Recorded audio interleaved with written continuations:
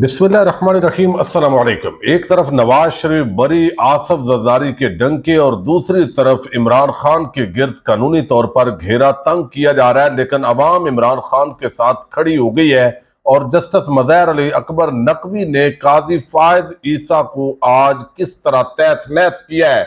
एक खत उन्होंने लिखा है और उस खत के अंदर जो कुछ उन्होंने लिखा है उसने यकीनी तौर पर बहुत सारे नए सवालात खड़े कर दिए। और वक्त के साथ साथ जिस तरह बहुत सारी शख्सियात और इदारों के अंदर बैठे हुए लोग एक्सपोज हो रहे हैं, काजी साहब की भी मुश्किलात शुरू हो चुकी हैं। गुज़श्ता रात 11 बजे जजेस को उठाया गया। क्यों उठाया गया, आखिर ऐसी क्या इमरजेंसी थी, किसने उठाया, इस पर भी बात करेंगे। ये एक बड़ी आम खबर है जो ज्यादा डिस्कस नहीं हुई। और दूसरी तरफ इमरान खान ने एक हंगामी पैगाम दिया है पाकिस्तानी कौम को, वो पैगाम भी आपके सामने रखना है। उम्मीद है आप समाप्त करेंगे और अपने कीमती फीडबैक से जरूर आगाह करेंगे। जिन दोस्तों ने चैनल को सब्सक्राइब नहीं किया, अगर मुनासिब समझें तो चैनल को सब्सक्राइब कर लें ताकि हर आने वाली जो अपडेट है वो आप तक पहुंचती रहे। अब आज तहरीक इंसाफ ने जिस तरह नवाज शरीफ को जो है वो छोड़ा गया, उस पर एक अलामिया जारी किया है। ये अलामिया के जो अल्फाज है वो बड़े जबरदस्त हैं और इसके अंदर जब से रऊफ हसन आए हैं, ये मैं समझता हूँ तहरीक इंसाफ के जो अल्फाज होते हैं उर्दू अदब के, वो बड़े जबरदस्त होते हैं। अब उसके अंदर लिखा गया है कि मुल्की तारीख में करप्शन के सबसे बड़े मुकदमे में अदालतों से सजा याफ्ता मुजरम की लंदन प्लान के तहत अल अजीजिया केस में बरीयत का मामला सामने आया है। पाकिस्तान तहरीक इंसाफ ने जाती उमरा के मुजरम भगौड़े की अदालत से बरीयत को इंसाफ के ताबूत में आखिरी कील करार दिया है। बदनाम जमाना लंदन प्लान के तहत रियासती पनाह में वतन वापस लाए जाने वाले भगौड़े ने अपनी इज्जत गिरवी रखकर बरीयत हासिल की। अब वोट को इज्जत दो, गिरवी रख दिया। मुजरम की बरीयत एहतसाब के चेहरे पर स्याह धब्बा और इंसाफ के बेमाना कत्ल में शरीक किरदारों के लिए ताअबद जिल्लत और अजीमत की वजह है। चेयरमैन के मनसब पर बैठकर नैब के सरबराह ने एहतसाब के रियासती इदारे को गैर आईनी गैर कानूनी कुव्वतों के मजमूम सियासी मंसूबों का बोझ उठाने वाले टट्टू में तब्दील कर दिया है। बड़े सख्त अल्फाज ये आज इस्तेमाल किए गए हैं नैब के लिए तहरीक इंसाफ की तरफ से। चोर टब्बर की लूट मार कल की तरह आज भी एक हकीकत है जिसको जुटलाना चोरों के बस में है, ना उन्हें लाने वालों के बस में। मुजरम के मुकदमे की हकीकत में कोई तब्दीली वाक़ नहीं हुई, मगर मुद्दई चोरों के सरपरस्तों के काबू में आकर मुकदमे से भाग गया है। कौम की चोरी शुदा दौलत और उनसे खरीदी की महंगी जायदादें मौजूद हैं, मगर चोरों का यह टब्बर आज भी रसीदें पेश करने में नाकाम रहा। लंदन प्लान की नहुसत छटेगी तो ये मुजरम फिर से कानून की गिरफ्त में लाए जाएंगे। अपना मुंह काला करके जिन्होंने इस बेशरम लाडले को गुस्ल देने की कोशिश की है, वो इसे मैदान में खड़ा करके इसे इंतखाबात लड़ने की हिम्मत भी अता करें। इस बरीयत का जवाब अवाम इंशाल्लाह 8 फरवरी 2024 को अपनी वोट की पर्ची के जरिए देंगे। कौम का लूटा गया पैसा जल्द या बदेर चोरों के इस टब्बर की तिजोरियों से निकलवाया जाएगा। ये बड़े आप अंदाजा कर लें, इमरान खान ने कहा है कि काम जरा पूरा आपने रखना है सख्त। और अडयाला जेल से इमरान खान ने जो पैगाम दिया वो बड़ा आम है। अब चूंकि एक ही मामला है, इमरान खान की जो सियासत है या जो फ्यूचर है या पाकिस्तानी कौम का जो फ्यूचर है वो इस वोट की पर्ची के साथ जुड़ा हुआ है। अगर लोग ना निकले, कमजोर कैंडिडेट भी हुए, अगर उनको वोट ना दिया गया और जिस तरीके से जो है वो इलेक्शन फिर होने के बाद उस पर पैरा ना दिया गया, कोई धांधला ना कर ले, तो उस वक्त तक मामलात बेहतर नहीं हो सकते। ये उन्होंने आज पैगाम दिया ऑफिशियल अकाउंट के अंदर इमरान खान का कि 8 फरवरी को आपकी सारी तवज्जो, ये इमरान खान ने पैगाम दिया है तहरीक इंसाफ के वर्कर्स को और पाकिस्तानी कौम को, 8 फरवरी को आपकी सारी तवज्जो बैलेट बॉक्स पर मरकूज होनी चाहिए। कसीर तादाद में निकलें और वोट डालें। वोट की हिफाजत और उसका दुरुस्त इस्तेमाल इस फिस्ताई निजाम के खात्मे का वाहिद जरिया है। आपका वोट ही आपका बेहतरीन और कानूनी इंतकाम है। तो ये एक आम पैगाम है जो जारी किया गया है इमरान खान की तरफ से। अब देखते हैं उसके अंदर कोशिश की जा रही है घेरा तंग किया जाए, जो तकड़े उम्मीदवार हैं तहरीक इंसाफ के उनको थानों में बंद किया जाए, जो कमजोर उम्मीदवार हैं उनको कुछ ना कुछ बाद में खुली छूट दे दी जाए, और एक ऐसा निजाम जिसके जरिए जो है वो सरदारी और शरीफ माफिया उसका कब्जा पाकिस्तान पर जो किया जा रहा है और हर पाकिस्तानी को नजर आ रहा है یہ واقعتاً ایک بڑا افسوسناک پہلو ہے، لیکن گزشتہ رات ایک بڑا عام معاملہ ہوا ہے۔ سپریم کورٹ کے جو ججز ہیں ان کا پھڈا پڑا ہوا ہے۔ کل جسٹس اعجاز الحسن نے خط لکھا تھا اور بتایا تھا کہ قاضی نے کس طرح جھوٹ بولا ہے، اور اس جھوٹ کے ساتھ ایک اور معاملہ ہوا ہے کہ چونکہ جسٹس مظاہر علی اکبر نقوی کے بھی خط آ رہے تھے، کل جسٹس اعجاز الحسن نے جو ہے وہ رکھا، اور اب جسٹس مظاہر نقوی کو جلد از جلد بتایا جا رہا ہے کہ ان کو اگلے مہینے کی پہلی تاریخ سے پہلے شاید فارغ کرنے کی کوششیں ہیں۔ یہ کچھ لوگوں کا کہنا ہے، دعویٰ ہے۔ اب سپریم جوڈیشل کونسل میں اس وقت قاضی گروپ کی اکثریت ہے، قاضی تکبر اور انا اس کی مشہور ہے پاکستانی عوام کے اندر۔ اب جو ہے وہ کورٹ رپورٹر جو ہے سرفراز جو ہے انہوں نے بتایا ہے، عدیل سرفراز نے، بڑے کریڈیبل جرنلسٹ ہیں، اور اس پر انہوں نے ایک ویلاگ بھی کیا ہے اور بتایا کہ رات 11 بجے جب اعجاز الحسن صاحب نے کل خط لکھا، 15 تاریخ کو سپریم جوڈیشل کونسل کے اندر جسٹس مظاہر نقوی جو ہے ان کے خلاف ہیرنگ ہونی ہے، لیکن ہنگامی طور پر کل رات 11 بجے ججز کو اٹھا کے ان کو نوٹس سرو کیا گیا۔ 14 تاریخ کو سپریم جوڈیشل کونسل کا ایک اجلاس رکھ دیا گیا اور اس کے اندر جسٹس مظاہر نقوی صاحب کو بھی طلب کر لیا گیا، چونکہ معاملہ اب ان کا ہے۔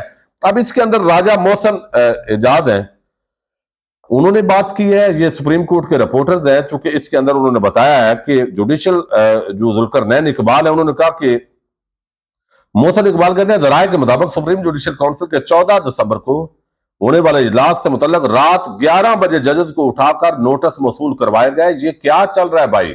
یہ سپریم کورٹ کے رپورٹر ہے ARY کے۔ اب ذوالقرنین اقبال ہے، وہ کہتے ہیں جوڈیشل کونسل کا ہنگامی اجلاس بنانے والے صاحبان جوڈیشل کونسل کے جو ہے وہ کونسل کے خلاف آنے والی درخواستیں 15 دسمبر کو جسٹس نقوی کے خلاف مقرر ہیں، لیکن چھٹیوں سے پہلے شاید چھٹی کرانے کی جلدی ہے۔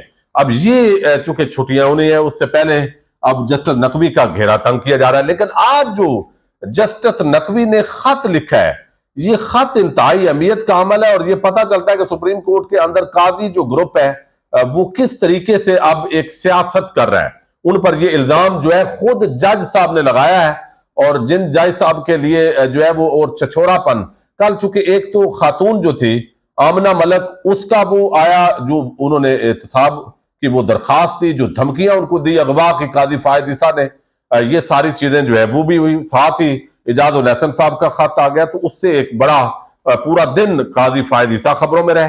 تو اب جو ہے وہ جسٹس مظاہر علی اکبر نقوی نے جو خط لکھا ہے، اس کے اندر انہوں نے کہا ہے کہ تمام ججز کو یہ خط لکھا گیا ہے جسٹس نقوی صاحب کی طرف سے، چیف جسٹس کو بھی بھیجا گیا ہے۔ اس کے اندر بتایا گیا ہے کہ سپریم کورٹ اور پاکستان کی عوام کے علاوہ کسی کے لیے فرائض سر انجام نہیں دے رہا۔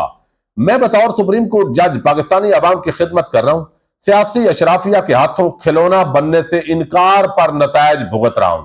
چونکہ انہوں نے الیکشن کا آپ کو علم حق میں فیصلہ دیا تھا، تو ان کو اب عبرت کا نشان بنایا جا رہا ہے، اور اس کے لیے جو قاضی صاحب ہیں مبینہ طور پر وہ استعمال ہو رہے ہیں۔ ان کے پرانے بھی چونکہ خار ہے، ان کے ساتھ تعلقات خراب تھے، جو گروپنگ تھی، جو بندیال گروپ یا قاضی گروپ، اس کے اندر تو اب یہ آئین قانون تو پیچھے بڑھ گیا نا۔ اصل تو انتقام قاضی صاحب کا انتہائی عام ہے، جس کی طرف وہ نشاندہی کر رہے ہیں۔ وہ کہتے ہیں اشرافیہ کی میں نے بات نہیں مانی، اور اب وہ یہ سارے کھیل جو ہے وہ کھیلے جا رہے ہیں۔ میں بطور سپریم کورٹ جج پاکستانی عوام کی خدمت کر رہا ہوں، سیاسی اشرافیہ کے ہاتھوں کھلونا بننے سے انکار پر نتائج بھگت رہا ہوں۔ سپریم جوڈیشل کونسل نے بغیر میرے خلاف شکایات کی بنیاد پر کارروائی شروع کر دی۔ سپریم جوڈیشل کونسل ارکان نے میرے ساتھ تعصب اور جانبداری کا مظاہرہ کیا۔ میری ساکھ نہایت نمایاں، جبکہ میرے عہدے کی ساکھ اور بھی زیادہ جو ہے وہ عام ہے۔ اب یہ جو بات ہے وہ انہوں نے بڑی تفصیل کے اندر جو ہے وہ یہاں پہ کی ہے۔ آگے انہوں نے کہا ہے کہ یہ میرا عہدہ بھی عام ہے، اور وہ کہتے ہیں میرا مسئلہ اب ادارے کا مسئلہ ہے۔ یعنی یہ وہ کہہ رہے ہیں کہ میری ساکھ نمایاں، جبکہ میرے عہدے کی ساکھ اور بھی نمایاں ہے۔ اس خط کا مقصد یہ باور کرانا ہے کہ یہ میری ذات کا نہیں بلکہ اصول کا معاملہ ہے۔